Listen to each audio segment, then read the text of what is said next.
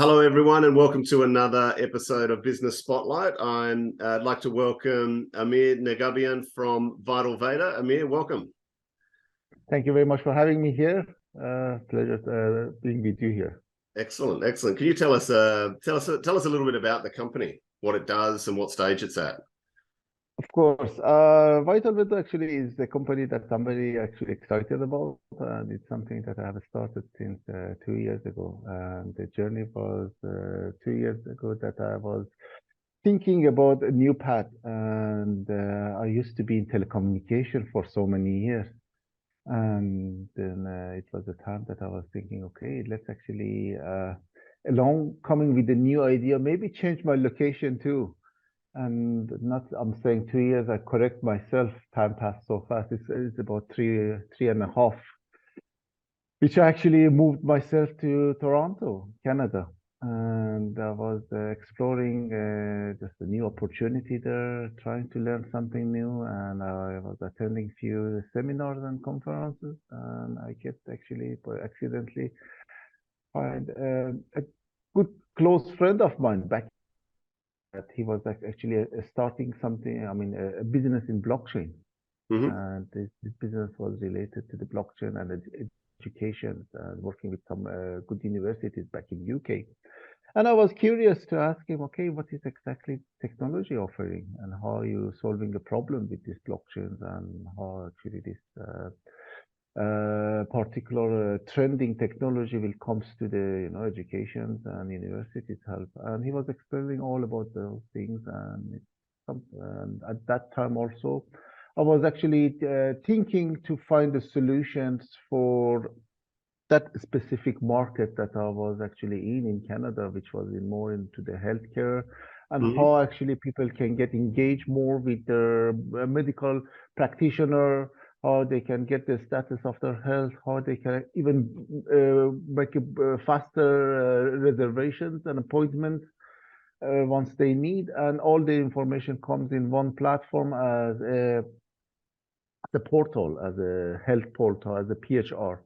Mm-hmm. And then this idea clicked to me, as I said, okay, this is a good solution if we decentralize that, we give the privilege of having data and information back to the people, to the patients, that they can actually come, they can view that. It will be non-editable, and they can access to this data from actually the time that they need them. And once actually you get admitted to hospitals or a medical center or anything, you can just bring it up. You can show that to your physicians without actually wasting any time to ask for the histories and everything. Wow. And then at that time, I was actually presenting this idea. I mean, I was start actually working and researching about this idea. Sorry, and then I was spending some time to just find out, okay, how these industries work, and how we can actually solve these problems, who we can introduce that, and in terms of the technology, the stacks and everything that it needed, the skills, and the market size and everything. And actually, after a few months, I got a good appreciations from the sectors about the idea, about the solutions and everything. And it was right actually at the time of the COVID, Okay. which I had to isolate myself. So I was actually continuing with this, but somehow, I had also, I was presenting this solution in Web Summit in Lisbon, Portugal. Mm-hmm. I traveled there, and then at the Web Summit, I got actually appreciated Health Ministry of Qatar. They invited me to go there to also demonstrate this solution to them. Okay. And then I went there, and then starting actually just putting these things together, just by having a demo and prototype of this product, and showing them that how we can actually bring into this, the hospitals, and how we can introduce that, and how we can actually start making it traction. Since then, I was actually just writing a few papers and just trying to create awareness about these solutions. Yep. And down the track, after that I came with a better solution that it works more and it would be more practical for B2C type of ventures and solutions. As okay. Medical Veda was more of B2B, and it was more of the convincing the health ministers, the organizations, the hospitals, and everything to try to find a solution. But I was thinking, okay, now it's best actually to just track and create some solution for individuals of how, for example, me and you would be able to maintain ourselves healthy doing exercise. Our exercise get monitored, and the exercise and we get also incentivized with this type of activities. Either we get a benefit from our medical, from the insurance, from our health policies, or other things that we can earn. And plus, we can actually have a coach that it can come and it can actually lead us. It can try actually to interact with us in terms of how we can do these activities, what we exactly need to do, plus the gadget that we have. Technologies like these smartphones and the notebooks and everything can actually help us to come and record these activities, and then we can get an assessment of how the performance is and how good we are doing it, what's the progress on let's say a weekly basis, and then what is the achievement for us and what we gain at the end of the day. So this was actually the summary of the activities that I was doing for the past three and a half years. Fantastic. And what the B2C offering, the Vital Veda, what stage is that at in terms of its incubation? Came actually to the very exciting process these days, and I'm very happy to see the good, the good appreciation from the market. I was traveling to Armenia, and I was thinking, okay, that Armenia is probably a good to introduce test and see how actually the reaction from the market is. First, it's a small population. Second, it's actually a very rich source IT-based country that you would be able to find your good resources there. The universities and everything actually is something that we can actually get help from them and assistance from them.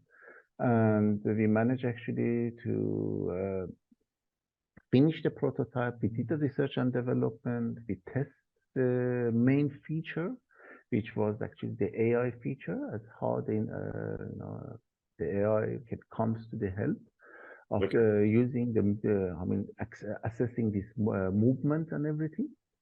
And then yes, we finished the research and development, and we're doing the prototype. And now actually we are doing the MVP, and hopefully the MVP will be ready by 2 months later.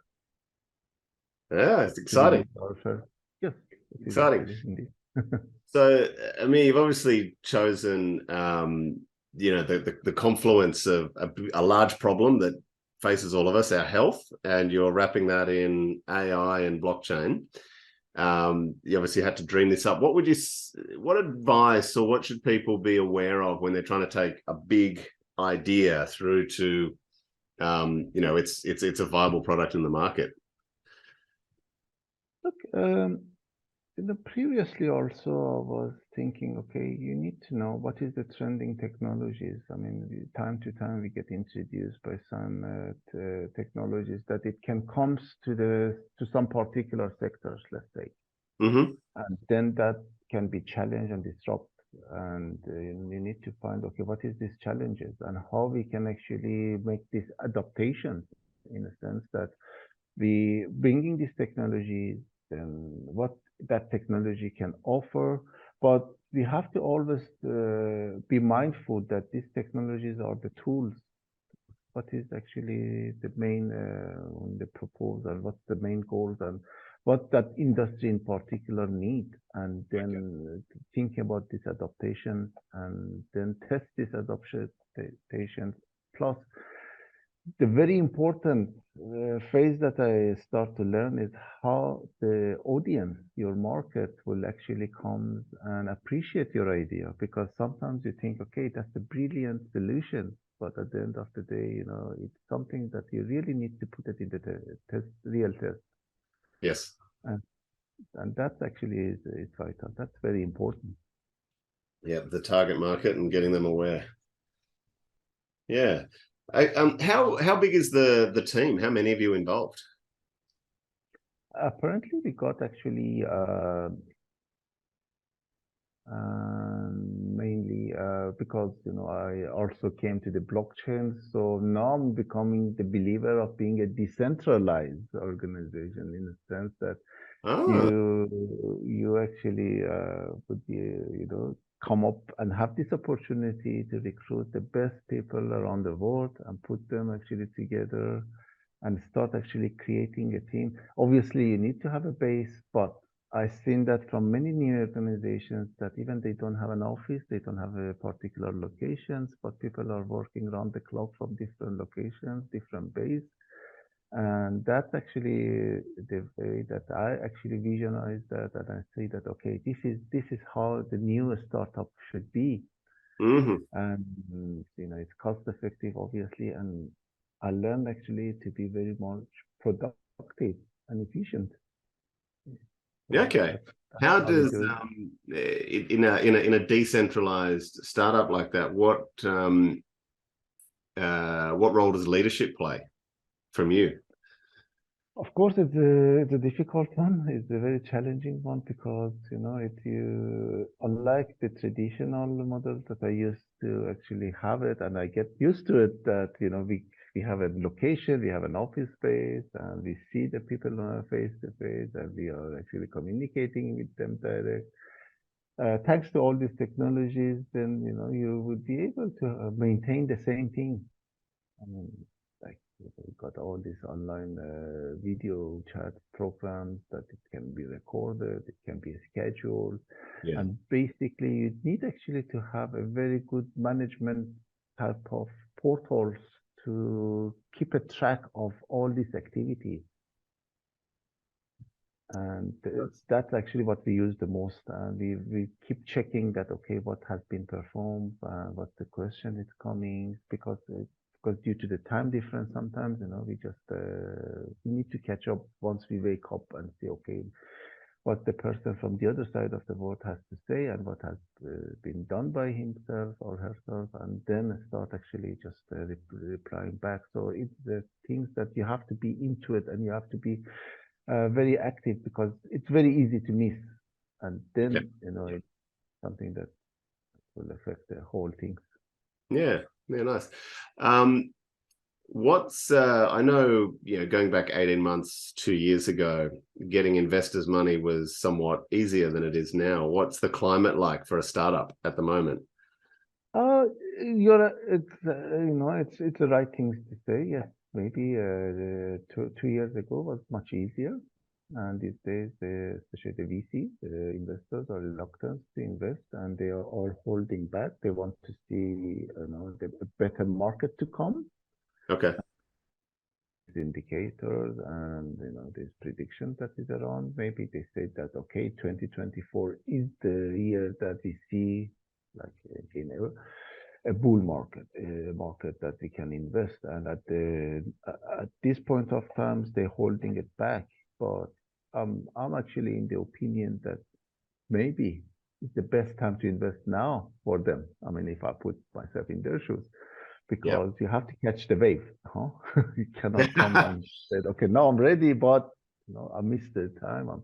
Yeah. Now is a development time. Now it's a time that you need to build up something, to be prepared for the time to come. So Yeah. then you should not to miss that. Yeah. Get in now, not when everyone's trying to buy. Exactly right. Yeah. So where do you see the business in a year to 18 months? If you're going to launch MVP in 2, where do you see it in about 18 months' time? Uh, Look, I'm always working with the roadmap.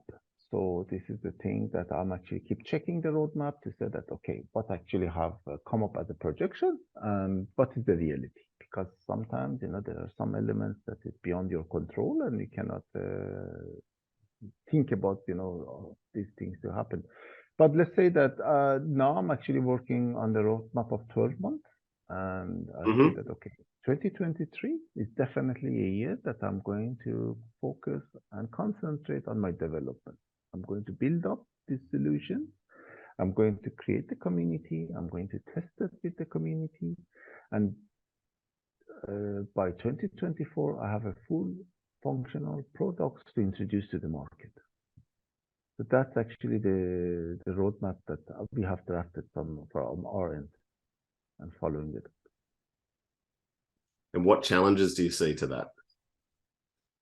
It's time to time, because of these some of these technologies and the adaptation and what actually we were having as a vision, and once it comes to the reality, it's probably it's different. Like for example, recently I was being challenged by the resource that it's actually consuming by this application and everything. And there are things that sometimes you're not actually aware of, and then once it comes to the testing, then you see that okay, there's a bug, there's things that it needs to be fixed, or it's an evolving process. Sometimes you see that I've got a better idea now, and I can actually do this better. You need to actually control yourself though, because then that's very easy to distract your mind. To say, Yep. oh, I can actually even do this better and more exciting. But you have to be mindful. You have a limited budget, you have a limited resource, and the time is that you need to stick on your timeline. But you can sometimes help yourself. Yeah, that's true. You've had a long career in business, in entrepreneurship. What have been, let's just say, the two big lessons that you've taken and would be useful to someone starting out in business today? Look, I think the thing that I just mentioned, stick to your timeline, because you, as an entrepreneur, we always have this excitement that I can actually even develop a better MVP. I can actually come up with a better programs for everything. But is the fact that that's what the MVP for. You need actually to bring it to test the market, and that the timing and the resource that actually you allocate and everything that you have planned is extremely important, because is the fact that nobody's pushing you. At the end of the day, you can say, okay, I got actually something to release next year, but I said, okay, maybe I can release it in 2 years, and still market can be, but you actually lose that momentum. And it's very important that you come up and say that, okay, I have this vision. I want actually to bring this and introduce it to the market. I have this good business idea. And that business idea has to be launched, for example, by December 2023. Yep. And all your focus and all your attention and all your energy has to go toward that direction. And say that, okay, I will not accept any further delay unless something unexpected that comes up, and I couldn't actually help myself. Otherwise, the due line is the due line. Good advice. It's good advice. And is there any other you can think of? Of course, there are lots of lessons that you learn through this process, and the things that you always get excited about the new business idea. And it happened a lot to me that, okay, I come and I said, okay, I like this business idea, and I feel that probably I'm the first mover, and I'm working it by myself. Sometimes I get challenged from the people that they ask me, do you have any competitor? I said, no. I'm very unique in a sense that I'm doing it for, you have to actually know the reality. This is in today's world with this amount of information, which is widely available for everybody. You will be surprised that someone else is exactly doing the same thing that you are doing, or there even a process that they are going to release it sooner than yourself. And it happened to me a few times already that I was thinking about the idea. I was actually doing my research and I was creating the concept and everything. And tomorrow I was shocked with the news that, somebody is doing it. And I learned actually not to lose anything. I mean, to get disappointed or thinking, okay, now I don't have any opportunity or somebody has came first. No, that's not actually the way it works. The market actually is big. You can definitely be open to any challenge and you can still continue with your things without actually thinking that, okay, now I'm done and I have to come and think differently or change my concept or pivot it. And that's actually wrong things to do, because then you just actually delaying everything, or it may happen that you will lose your things and you will not going to complete or finish your startup or your business idea. Yeah, okay. I like that.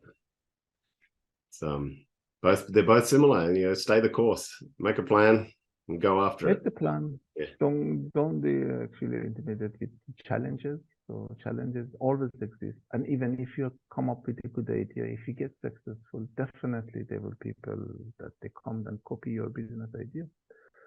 And this is always the way it works. Yeah. But let's say that you're asking about this experience, and let's back maybe in early 20s, 2000, sorry, the decade of 2000, things was not like that. I was actually working on, I remember I was working on the business, on the solution on online payment, which was quite new to the market.